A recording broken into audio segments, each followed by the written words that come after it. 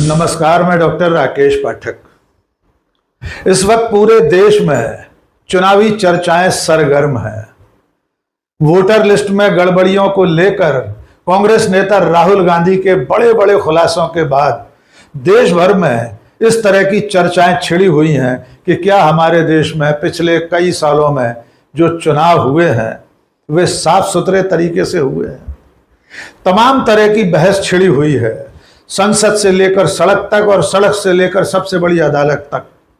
सब जगह बात सिर्फ चुनाव की हो रही है, वोटर लिस्ट की हो रही है, मतदाताओं की हो रही है।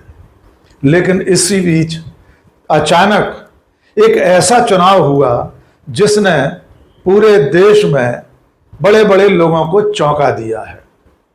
एक क्लब, एक संस्था के चुनाव में ऐसा कुछ हुआ है जिससे लुटियन की दिल्ली से लेकर प्रदेश की राजधानियों तक, राजनीतिक गलियारों से लेकर पत्रकार जगत तक सब जगह सनसनी फैली हुई है। और इसकी असली वजह यह है कि इस चुनाव में देश के गृह मंत्री अमित शाह और उनके खेमे को करारी शिकस्त मिली है। अमित शाह के खासम खास प्रत्याशी को बड़े अंतर से चुनाव हारना पड़ा है। जी हां दोस्तों, हम बात कर रहे हैं कॉन्स्टिट्यूशन क्लब ऑफ इंडिया के चुनाव की। दिल्ली में ये जो क्लब है, इसमें वर्तमान और भूतपूर्व सांसद सदस्य होते हैं। इसका पदेन अध्यक्ष होता है लोकसभा का स्पीकर, यानी लोकसभा अध्यक्ष। बाकी पदों के लिए बाकायदा चुनाव होता है और चुनाव में वोट डालने का काम करते हैं वर्तमान और भूतपूर्व सांसद। इस दफा यह चुनाव अचानक बहुत ज्यादा चर्चा में आ गया है। यद्यपि 2009 के बाद से लगातार इसमें चुनाव होते रहे हैं, लेकिन इससे पहले कभी भी इतनी चर्चा नहीं हुई जितनी इस वक्त हो रही है। इसकी इतनी चर्चा क्यों हो रही है, आइए अब इसकी पड़ताल करते हैं। दरअसल में कॉन्स्टिट्यूशन क्लब ऑफ इंडिया में एक पद है सचिव प्रशासन का।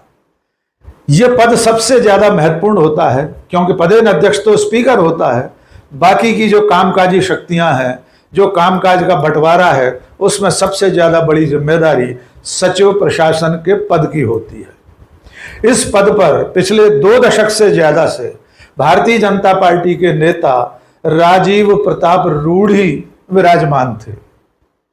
वे भारतीय जनता पार्टी के सांसद हैं, मोदी की सरकार में मंत्री रह चुके हैं, सारण संसदीय सीट से जीतकर आते हैं।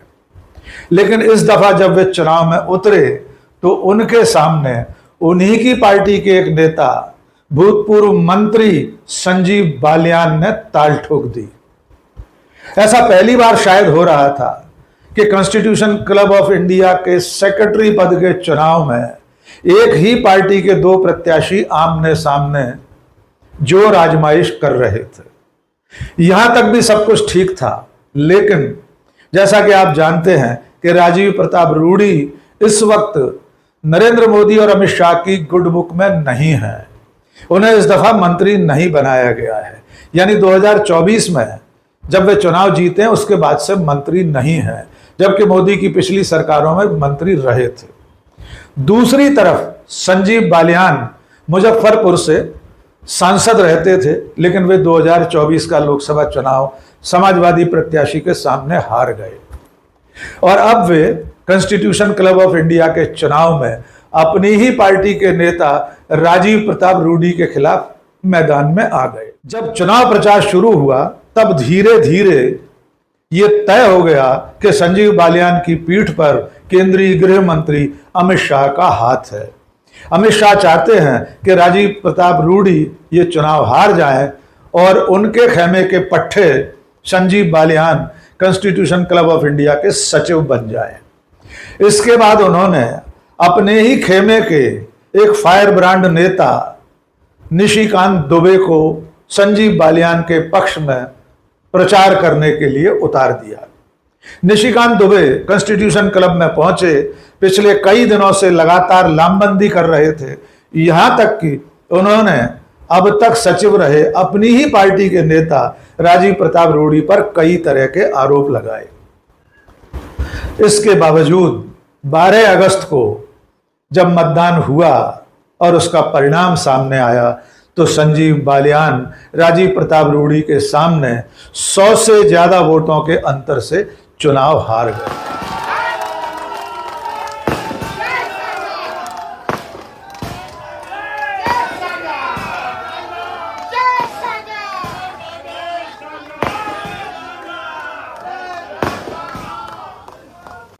या ये भी जान लीजिए कि कॉन्स्टिट्यूशन क्लब ऑफ इंडिया में कुल मतदाता कितने हैं और कितने लोगों ने वोट डाला था। क्लब में 1200 से ज्यादा सदस्य हैं और कल कुल 707 से अधिक लोगों ने मतदान किया था। इसमें राजीव प्रताप रूडी ने संजीव बालियान से 100 वोट अधिक पाए और सचिव पद पर फिर काबिज हो गए। कल वोट डालने वालों में भी देश की राजनीति के बड़े बड़े दिग्गज मौजूद थे।